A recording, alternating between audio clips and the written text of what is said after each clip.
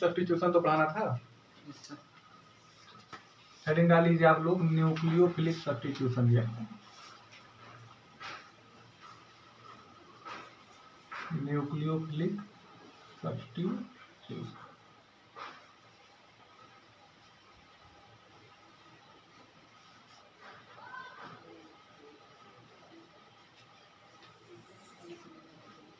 ठीक है, substitution reaction के बारे में बता ही दिया है पिछली क्लास में। सब्स्टिट्यूशन रिएक्शन क्या है कि मान लीजिए कि कोई कंपाउंड हम ले रहे हैं, एल्किल हैलाइड्स का हमें पढ़ना है। आगे कोई मैं न्यूक्लियोफाइल लिया, तो न्यूक्लियोफाइल का मतलब पहले आप समझिए क्या होता है। न्यूक्लियोफाइल आर निगेटिवली चार्ज, क्या होंगे? निगेटिव। ये न्यूक्लियोफाइल का जो मतलब है, न्यूक्लियोफाइल मतलब न्यूक्लियस लविंग। क्या है?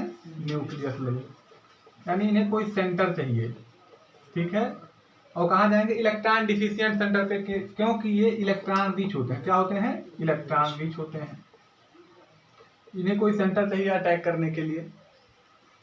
दूसरी चीज, ये कहाँ इलेक्ट्रॉन रिच है तो किस सेंटर पे जाएंगे? इलेक्ट्रॉन डिफिशिएंट सेंटर पे। ये बात समझ में आ रही है? ये क्या हो सकते हैं? निगेटिवली चार्ज हो सकते हैं या कोई न्यूट्रल मॉलिक्यूल। जिसके पास इलेक्ट्रॉन हो वो सब क्या होंगे? न्यूक्लियोफाइल। जैसे F माइनस आ जाए, Cl माइनस, ये सब क्या है? न्यूक्लियोफाइल है। OH minus, H2O, NH3, NH2 minus, R-, ये सब क्या है? They are nucleophile. अब सब्स्टिट्यूशन का मतलब हमने बताया था कि मान लीजिए कि आप हमारी जगह पे आ गए, तो इसका मतलब आपने हमको सब्स्टिट्यूट कर दिया। तो यहाँ पर क्या हम पढ़ रहे हैं कि न्यूक्लियोफिलिक सब्स्टिट्यूशन, यानी यहाँ पर इस हैलाइड्स को, ये भी अगर आप तोड़ेंगे तो R+ और X- में ही बनेगा। यानी हैलाइड्स तो ये भी क्या है? न्यूक्लियोफाइल है। ये भी क्या है? न्यूक्लियोफाइल। तो इसको, इस न्यूक्लियोफाइल को कोई स्ट्रांग न्यूक्लियोफाइल इसके जगह पे चला गया, तो उसका क्या हुआ? Substitution by nucleophile. तो ओवरऑल रिएक्शन क्या कहलाया जा रहा है? Nucleophilic substitution reaction. तो इसमें क्या हो गया कि इसके जगह पर न्यूक्लियोफाइल चला गया, तो ये हो गया न्यूक्लियोफिलिक सब्स्टिट्यूशन। ठीक, अब न्यूक्लियोफिलिक सब्स्टिट्यूशन रिएक्शन की जो मैकेनिज्म हमें पढ़नी है क्लास 12 लेवल पर, वो दो मैकेनिज्म है, SN1 और SN2।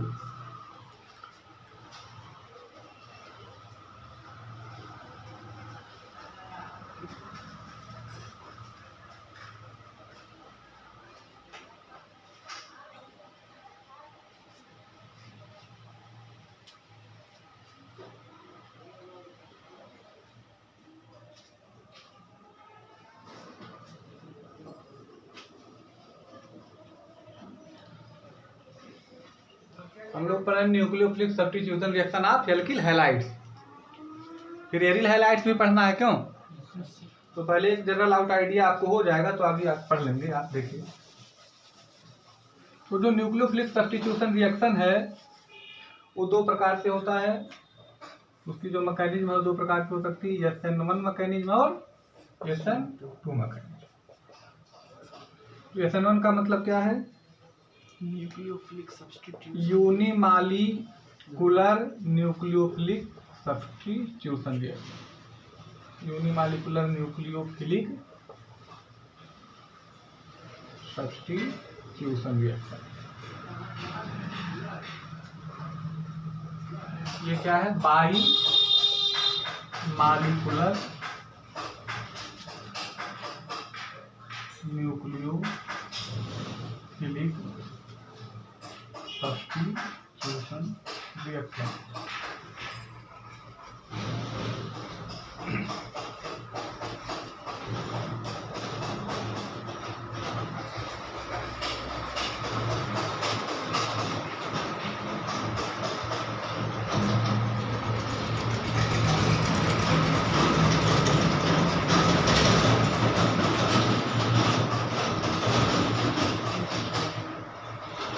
नोट कर लिया। अब देखिए कैसे होता है। मान लीजिए आपने कोई एक टर्सरी एल्किल हैलाइड ले लिया है। क्या?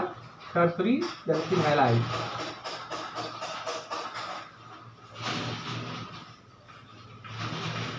इससे आप किससे रिएक्शन करा रहे हो? कोई न्यूक्लियोफाइल है आपका OH माइनस, तो इसमें क्या होगा, पहले स्टेप में देखिए क्या होगा, जो पहला स्टेप है उसमें होगा फॉर्मेशन ऑफ, पहले इसको नोट कर लो, ओवरऑल रिएक्शन क्या होनी है, ओवरऑल ये रिएक्शन होनी है। प्रोडक्ट जो बनेगा OH माइनस इस रिएक्शन को क्या कर देगा, सब्स्टिट्यूट कर देगा, और न्यूक्लियोफाइल है इसलिए इसको क्या कहेंगे, न्यूक्लियोफिलिक सब्स्टिट्यूशन रिएक्शन। अब मान लिया आपने यहाँ पर क्या लिया, NaOH लिया, तो बनेगा क्या, NaX। अब इसकी जो मैकेनिज्म है उसे हम लोग समझते हैं, ये 2 स्टेप में पूरी होगी इसकी मैकेनिज्म। स्टेप फर्स्ट में क्या होगा, स्टेप फर्स्ट में होगा फॉर्मेशन ऑफ कार्बोकैटायन इंटरमीडिएट। क्या इंटरमीडिएट क्या है कि कोई रिएक्टिव स्पीसीज जो बन रही है, रिएक्टिव चार्ज स्पीसीज जो कुछ टाइम के लिए क्या हो, स्टेबल हो, पार्टली स्टेबल हो, उसके बाद वो किसमें कन्वर्ट हो जाए, प्रोडक्ट में। ठीक है, फॉर्मेशन ऑफ कार्बोकैटायन इंटरमीडिएट।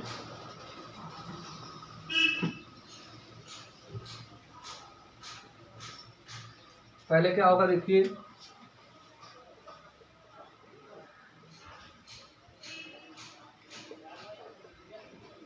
इस बांड का हो जाएगा हेट्रोलिसिस। क्या हो जाएगा, हेट्रोलिसिस। ये पहले स्टेप में हैलाइड आयन को क्या करेगा, लॉस करेगा, और ये स्टेप जो होगा वो रिवर्सिबल होगा। कैसा होगा, रिवर्सिबल होगा, और ये स्लो होगा। तो जान लीजिए कोई भी जो रेट डिटरमाइनिंग स्टेप होता है वो स्लो स्टेप होता है। मान लीजिए कोई धीरे धीरे स्टेप हो रहा है, मान लीजिए कोई बहुत तेज हो गया, तो आप नहीं ना जान पाए कि रेट कैसे डिटरमाइन कर पाएंगे। तो रेट डिटरमाइनिंग स्टेप हमेशा किस पे डिपेंड करता है, स्लो स्टेप पे। तो पहला जो स्टेप है आपका वो है फॉर्मेशन ऑफ कार्बोकैटायन, जो कि रिवर्सिबल होता है और कैसा होता है, स्लो होता है। और यही क्या होता है, RDS होता है। RDS का मतलब क्या, रेट डिटरमाइनिंग स्टेप। ठीक है, तो क्या बनेगा इसमें बनेगा कार्बोकैटायन। क्या बनेगा, अब देखिए ये इस कार्बोकैटायन में अगर आप इसका हाइब्रिडाइजेशन देखें कार्बन का, तो क्या होगा, 3 ही सिग्मा बॉन्ड है, तो हाइब्रिडाइजेशन क्या हुआ, sp2। तो अगर जब हाइब्रिडाइजेशन sp2 होता है तो जो स्ट्रक्चर होता है वो कैसा होता है, प्लेनर। स्ट्रक्चर कैसा होता है, ट्राइगोनल प्लेनर। आपने पढ़ा होगा ना, sp2 जब हाइब्रिडाइजेशन आपने पढ़ा होगा, sp3 पे टेट्राहेड्रल होता है, sp पे क्या होता है, लीनियर होता है, और sp2 पे क्या होता है, ट्राइगोनल प्लेनर। अब देखो ये प्लेनर है, जो इंटरमीडिएट आपका बना है कैसा है, प्लेनर है। अब इस पे न्यूक्लियोफाइल जो है आपका OH माइनस, इसका अटैक करवाना है। ध्यान दीजिए इस बात को। तो अटैक दोनों तरफ से हो सकता है ना, या तो इधर से भी हो जाए, या तो इधर से, यानी 2 तरफ से हो, आगे से भी हो सकता है और पीछे से भी हो सकता है। बात समझे। तो क्योंकि ये प्लेनर है, प्लेनर का मतलब ऐसे, ये समझिए ये स्ट्रक्चर ऐसे है। ठीक है, अब इस स्ट्रक्चर में आपको क्या करना है, अब न्यूक्लियोफाइल का आपको अटैक करवाना है, तो न्यूक्लियोफाइल यहाँ से भी अटैक कर सकता है या तो यहाँ से। अब ध्यान दीजिए, पहले जो आपका हाइलाइट लगा है यहीं लगा था, कहाँ लगा था, यहाँ पे लगा था। तो जिस साइड से हाइलाइट लगा था, अगर उसी साइड से न्यूक्लियोफाइल आ रहा है तो कॉन्फ़िगरेशन में कोई चेंजिंग हुई, कोई चेंजिंग नहीं हुई, तो उसको कहेंगे कि रिटेंशन ऑफ कॉन्फ़िगरेशन हुआ। क्या हुआ, रिटेंशन। बात समझ में आ रही। अगर कॉन्फ़िगरेशन सेम है, कोई चेंजिंग नहीं हो रही, जैसे इधर से न्यूक्लियोफाइल आपका हाइलाइट लगा था, सेम उधर से न्यूक्लियोफाइल आकर के लग जा रहा है, तो कॉन्फ़िगरेशन में कोई चेंजिंग नहीं हुई। These are called retention of configuration. और अगर न्यूक्लियोफाइल पीछे से आ रहा है, जस्ट इसके अपोजिट से आ रहा है, तो कॉन्फ़िगरेशन क्या हो गया, इन्वर्जन ऑफ कॉन्फ़िगरेशन। क्या हो गया, उल्टा हो गया, जस्ट उसके अपोजिट आ गया। बात समझे। इन्वर्जन और रिटेंशन का क्या मतलब है, तो इसमें दोनों होगा, रिटेंशन भी होगा और इन्वर्जन भी होगा। तो जिसमें दोनों हो रहा हो, ध्यान दीजिए, जिसमें रिटेंशन और इन्वर्जन दोनों हो रहा है, दे आर कॉल्ड रेसमाइजेशन। क्या कहेंगे उसको, रेसमाइजेशन। बात समझे। अब देखिए, यानी इसमें क्या होगा, रेसमाइजेशन होगा। क्या होगा, प्रोडक्ट जो बनेगा उस रेसमाइजेशन होगा, उसमें रिटेंशन भी होगा और इन्वर्जन भी होगा, लेकिन रिटेंशन ज्यादा होगा। क्या होगा, रिटेंशन 99% रिटेंशन वाले प्रोडक्ट बनेंगे, लगभग 1% वाले इन्वर्जन वाले प्रोडक्ट बनेंगे। बात समझे। तो नेक्स्ट स्टेप में क्या होगा, देखिए पहले स्टेप में क्या हुआ, फॉर्मेशन ऑफ कार्बोकैटायन इंटरमीडिएट, और सेकंड स्टेप में क्या होगा, अटैक ऑफ न्यूक्लियोफाइल। क्या होगा, attack of nucleophile on carbocation intermediate. समझ में आ रहा है ना, क्यों।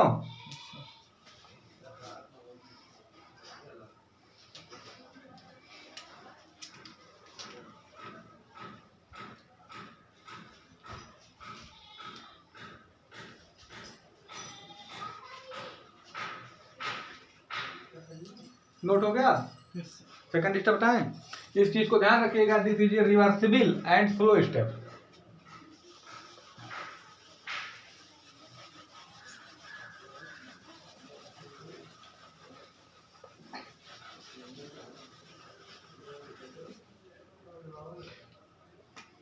स्टेप सेकेंड,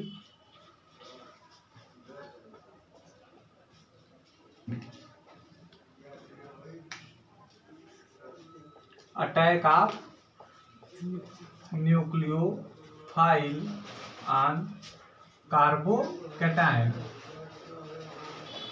क्या होगा देखिए,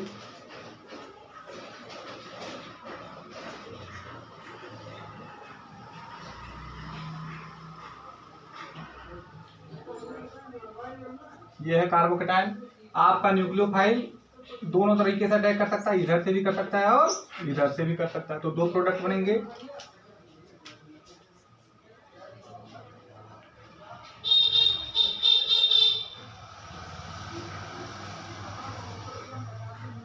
तो न्यूक्लियोफाइल हमारा क्या था, OH माइनस था। क्या था? OH minus.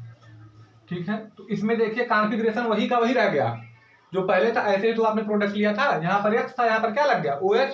तो इसको क्या कहे आप कि यहाँ पर क्या हुआ, रिटेंशन ऑफ कॉन्फ़िगरेशन। क्या हुआ? Retention of configuration. समझ पा रहे हो कि नहीं? बोलते क्यों नहीं भाई तुम लोग? Yes, sir.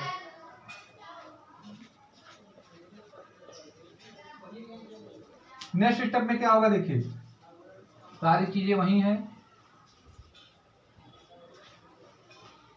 OH किधर से लग गया, इधर से। तो इसको क्या कहे आप, देखिए जस्ट पहले यहाँ लगा था X, और X के जस्ट अपोजिट साइड में देखिए कॉन्फ़िगरेशन कोई चेंजिंग हो या ना हो, इन्वर्जन का मतलब सिर्फ इतना है कि जो हाइलाइट लगा है उसके जस्ट अपोजिट साइड में क्या लगी, न्यूक्लियोफाइल। तो वहां पर क्या हो रहा है, इन्वर्जन। तो यहाँ पर क्या हुआ, इन्वर्जन। तो ये दोनों हो रहा है, रिटेंशन और inversion, they are called racemisation. क्या होता है इसमें, रेसमाइजेशन। और ये देखिए ये बहुत फास्ट होता है। कैसा होता है, this step is very fast, इसलिए ये रेट डिटरमाइनिंग में कोई इसका पार्टिसिपेशन नहीं होता है। अब देखिए ध्यान से, हम इसको SN1 रिएक्शन को यूनिमॉलिक्यूलर रिएक्शन क्यों कहते हैं? यूनिमॉलिक्यूलर रिएक्शन क्यों कहते हैं? क्योंकि जो इसका रेट है, यूनिमॉलिक्यूलर रिएक्शन क्यों कहते हैं? क्योंकि जो इसका रेट है वो किस पे केवल डिपेंड करता है, फॉर्मेशन ऑफ कार्बोकैटायन पे। किस पे डिपेंड करता है? और कार्बोकैटायन किससे बन रहा है, केवल और केवल सबस्ट्रेट से। उसमें किसी न्यूक्लियोफाइल का यूज है नहीं ना। पहले स्टेप में आपने क्या लिया था, केवल सबस्ट्रेट लिए थे। क्या, alkyl halide, tertiary alkyl halide हमने लिया, उससे क्या बना, कार्बोकैटायन। यही तो बना। तो न्यूक्लियोफाइल का तो पहले स्टेप में कोई यूज नहीं आया, और वही स्टेप क्या था, स्लो था। और वही स्टेप क्या था, रेट डिटरमाइनिंग। तो रेट किस पे डिपेंड कर रहा है, केवल कंसंट्रेशन ऑफ रिएक्टेंट को जो आप पहले लिए हैं। ठीक है, तो किस पे डिपेंड करता है, रेट डायरेक्टली प्रोपोर्शनल किसके है, कंसंट्रेशन ऑफ सबस्ट्रेट के। किसके, सबस्ट्रेट या कह लीजिए रिएक्टेंट के। किसके हैं, रिएक्टेंट के। केवल रिएक्टेंट पे डिपेंड करता है, न्यूक्लियोफाइल पे डिपेंड नहीं करता है, केवल एक ही चीज पे डिपेंड कर रहा है, इसलिए कहता है यूनिमॉलिक्यूलर। क्या है, यूनिमॉलिक्यूलर, केवल कंसंट्रेशन ऑफ रिएक्टेंट पे।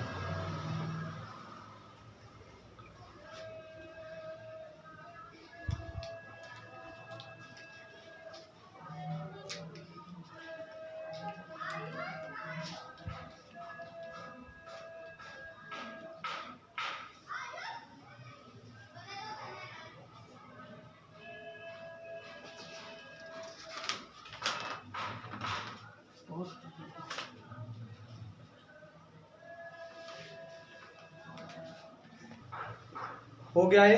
अब हम लोग देखते हैं कि किसमें SN1 का रेट ज्यादा होगा और किसमें SN1 का रेट स्लो होगा।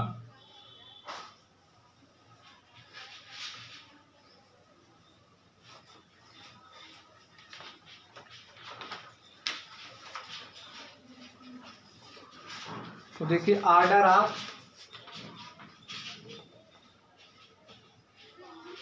Rate order of SN1 reaction, rate order of SN1 reaction. तो देखो ये दो चीजों पे डिपेंड करेगा भैया। पहला इस पे डिपेंड करेगा, ध्यान दीजिए, पहला रेट इस पे डिपेंड करेगा कि कितना स्टेबल कार्बोकैटायन बन रहा है। ठीक है, जहां भी स्टेबल कार्बोकैटायन बन रहा है जैसे मैं 3 डिग्री 2 डिग्री 1 डिग्री में पूछूं तो कौन ज़्यादा स्टेबल है? 3 डिग्री 3 डिग्री है ना। सर। तो अब बताओ 3 डिग्री 2 डिग्री 1 डिग्री में कौन सबसे तेज SN1 देगा? 3 डिग्री वाला, जो ज़्यादा स्टेबल होगा। ठीक है, पहली चीज स्टेबिलिटी ऑफ कार्बोकैटायन पे डिपेंड करेगा। सबसे लो लेस स्टेबल कौन सा है? 1 डिग्री वाला। तो 1 डिग्री वाला SN1 नहीं देता है, हमेशा वो क्या देता है? SN2 देता है। अभी मैं SN2 बता रहा हूँ क्या है। ठीक है, और जो 2 डिग्री वाले हैं वो दोनों दे सकते हैं, क्या? SN1 या SN2। वो डिपेंड करेगा न्यूक्लियोफाइल पे भी। ठीक है, किस पे डिपेंड करेगा? न्यूक्लियोफाइल्स पे, और डिपेंड करेगा लिविंग ग्रुप पे। किस पे? लिविंग ग्रुप क्या है? जो डिपार्ट हो रही है, जो मतलब निकल रहे हैं। जैसे RX में X था लिविंग ग्रुप, जो निकल जा रहा है, निकलने के बाद जो स्टेबल हो रहा है वो क्या है? Leaving group. तो उसके स्ट्रेंथ पे भी डिपेंड करेगा कि कौन सा लिविंग ग्रुप निकलने के बाद कितना स्टेबल है। ठीक है, तो अगर लिविंग ग्रुप जितना बड़ा साइज होगा, जैसे मान लीजिए हैलाइड का ही अगर आप पढ़ रहे हैं तो F है, Cl है, और क्या है? Br है, और आयोडीन माइनस। तो सब पे एक ही माइनस है, क्यों? ये सभी तो निकलने वाले लिविंग ग्रुप हैं। अब इसमें मान लीजिए इसकी साइज सबसे छोटी, इसकी साइज क्या है? सबसे बड़ी है। और साइज बड़ी है और चार्ज सब पे निगेटिव एक एक ही है। और इसमें देखिए, इसमें कितने इलेक्ट्रॉन है? 9 इलेक्ट्रॉन है, और इसमें एक निगेटिव चार्ज है, क्यों? तो इसका मतलब टोटल इसमें 10 इलेक्ट्रॉन है, और साइज इसकी छोटी है, तो इसमें रिपल्सन ज्यादा तो होगा। ध्यान दो भाई, इसका साइज छोटा है। साइज क्या है? छोटा है, और बैलेंस सेल में 8 इलेक्ट्रॉन, तो रिपल्सन ज्यादा है, तो होगा इसमें इलेक्ट्रॉनों की संख्या ज्यादा। इस सब में क्या? बैलेंस सेल में इलेक्ट्रॉनों की संख्या सेम है, लेकिन इसकी साइज क्या है? सबसे बड़ी है। तो जब साइज सबसे बड़ी है तो यहाँ रिपल्सन क्या होगा? कम होगा। इसीलिए ये निकलने के बाद क्या होगा? ज्यादा स्टेबल होगा। ये निकलने के बाद क्या होगा? ज्यादा स्टेबल होगा। तो अगर रेट केवल हम लिविंग ग्रुप पे देखेंगे, किस पे देखेंगे? लिविंग ग्रुप पे अगर रेट देखेंगे तो सबसे ज्यादा क्या होगा? अगर लिविंग ग्रुप क्या हो? आयोडीन माइनस हो, फिर क्या हो? Br माइनस हो, फिर क्या हो? Cl माइनस हो, फिर क्या हो? F minus. ये क्या है? बेस्ट लिविंग ग्रुप है। क्या है? बेस्ट लिविंग ग्रुप है। ये जल्दी से डिपार्ट होगा, और डिपार्चर होने के बाद क्या होगा? स्टेबल होगा। और ये क्या है? पुअर लिविंग ग्रुप है। ठीक है, तो रेट किस पे भी डिपेंड। मान लीजिए मैंने 4 सबस्ट्रेट लिया और चारों 3 ही डिग्री के हैं। चारों क्या है? 3 डिग्री के ही है, लेकिन सबका जो लिविंग ग्रुप अलग अलग है। तो रेट किसका ज्यादा होगा? जिसमें से निकलने वाला ग्रुप आयोडीन माइनस होगा। पहली चीज लिविंग ग्रुप जान गए आप। और देखिए स्टेबिलिटी ऑफ कार्बोकैटायन पे भी डिपेंड करेगा। किस पे? Stability of carbocation.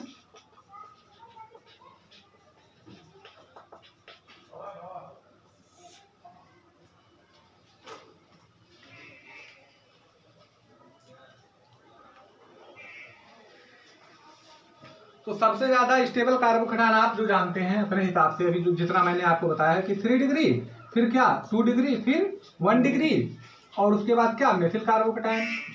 लेकिन इससे भी ज्यादा स्टेबल क्या होता है?